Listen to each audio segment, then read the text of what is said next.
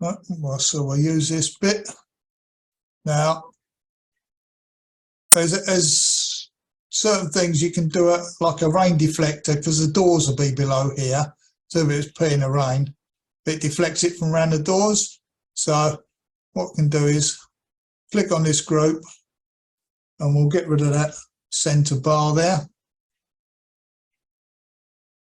And then what we've got to do is draw an arc that will look good on here. Now it's quite difficult because if we go top down, we've got to draw an arc that will look good. So I suppose a bit of guidelines will probably help.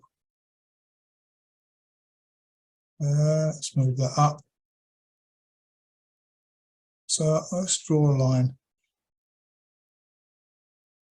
So we draw a line, say 3 mil in.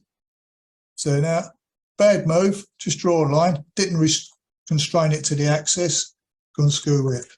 So draw a line along the red axis, 3 mil, always keep it to the axis, and along the other way, on the red, 3 mil. So our rain gutter will end there. So I'm not sure where the doors come, but this is just for show more than anything. We click on that, and we'll move it back along the green axis. It's only a guide, this bit, so gives it a bit of leeway there. So we've got some measure. We come across on the green. I don't know, what's that? Right. For some reason, when you run it along an edge, it goes the opposite way. I had that problem the other day. I don't know why. If you come along a flat, if you go along a curve, it's like it bounces, wants to bounce off the curve. So we can bring it along the bottom flat edge, and we'll do about 7 mil, give it a curve of 7 mil, I suppose. So 2-point arc, end to end, longer green axis, constrained to the green axis. We'll start drawing, and we'll give it a 7. And that'll draw us a, I don't know if that's too much. We'll change that to a 5. Look a little bit better? Probably. We'll see. We'll delete them bits off the end there. Now, what we need to do with this is smooth it up a bit. We've got segments 12, we'll change that to 24. I need to go too mad. And then what we can do is use a plugin called Extrude Lines. So you can't extrude this line. It doesn't work. On the push-pull tool, if you want to pull it up, it's got to be a solid object. But the plugin, Extrude Lines, and that's on the, is it 1001 bit tool, John? Or is it on the no, it's on the JHS power bar. I think you're fine. If you're not sure what one, I think it's a JHS. Yeah, it's a JHS power bar. No, I've lost it. Oh, no, it's back. So, yeah, JHS power bar is lots of small plugins on one by different developers. I mean, because this one here is a CAD father, and this one here is Deburr, and these are old plugins, but they just do the job. And there's so many of them. So yeah, a brilliant tool. And someone's brought them all into one. It's called the JHS Power Bar, and it's excellent. So we'll click on the line we made, and we'll use this tool, find the middle, and we'll just come up on the blue. It doesn't want to go on the blue. There we go, on the blue. Just good. And all it's done is extruded it up. Yeah, and it's only a guide for us anyway. So we'll get this and we'll move it back along the green. What we'll do is we'll Oh, paint tool. No. We'll double click or triple click, and then we'll move it back along the green till it goes in to where we want to put it. It's working on this curved surface here. You can see it doesn't want to go. So what we can do is bring it in underneath, see where it is, and then we can bring it back towards me. But I think I might have moved it somewhere. It doesn't look like it's in the middle anymore. Go on the red. There we go. So that sort of profile, I think, is what we're after. Not sure now. So what we do is we'll right click. Actually, we'll cut that. We'll open the group up till we find the roof part, and we select the roof. We do an edit, paste in place,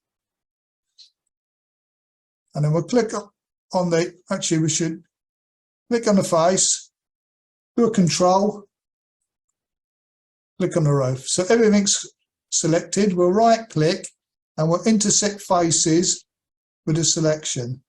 So what it should have done hopefully is this line here that it's intersected with is a compound curve. So it comes around this way and then it also goes up the other way. You can't draw a compound curve very easy. But if you intersect it, it should have left the compound curve behind. And there we go. And then we'll get rid of the ups geometry. Now, what we have to do, there is geometry on the inside, which we can't see. We can dive into it, but you know, it starts to get confusing when you go right inside the model. So what you can do is turn on X-ray. So we go to View, Face Style, and X-ray, and then we can come in and we can work on this part in the model. So this bottom line we want to get rid of, this upright, and this upright. Now why is that? Control Z. Don't know why that's black. But if we come in there and highlight this line, yeah, we'll cut that line. And then we'll zoom back out, click away from our model, and then we'll go to Edit, View, Face Style, and we'll take the X-ray off, and then we'll do an Edit, Paste in Place. Now we've got that curve, which is right on the top there, good to go for our rain guide. So if we click on it, it's still segmented. This is the reason I cut it from there and pasted it, because you can triple click now and then join it with our super weld. Hopefully it's welded it together. There we go. And we've got one line. So we can run up our follow me tool. So we want a profile for this. Entirely up to you what you put on there. Let's go for the pie tool. I do like the pie tool. So on the green, and we'll come out. We'll do a 1mm arc, so we do a 0.5, enter, and we'll bring it over. And yeah, it's okay. Right, we'll select the arc, and we'll do follow me, and then we'll select the face. And hopefully, let's put the rain shield. Now, it might be too big, might be too small, might not be long enough, but it's entirely, I'm not sure how they actually work. But once that's in place, you can't move it to another piece, because if you triple click, right click, make that a group. Because of the compound shape, if you move that, say you want to move it down, I don't think it will want to go. So you move it down, and it sort of disappears because of the compound shape. It'll only stay in that one position. You move it up, and then you can try rotating it round, I don't know if it will. We'll go on green, blue, red. Oh no, it did bed itself. So perhaps you can, but you'll notice that the ends are sticking up now. There's a gap under there, which is not good for 3D printing because it's not sitting dead on a face. So you've got to be pretty sure where you want to put the thing in the first place, because once you do that compound art, it's sort of like, that's it, you know, it's good to go. So, rain deflector.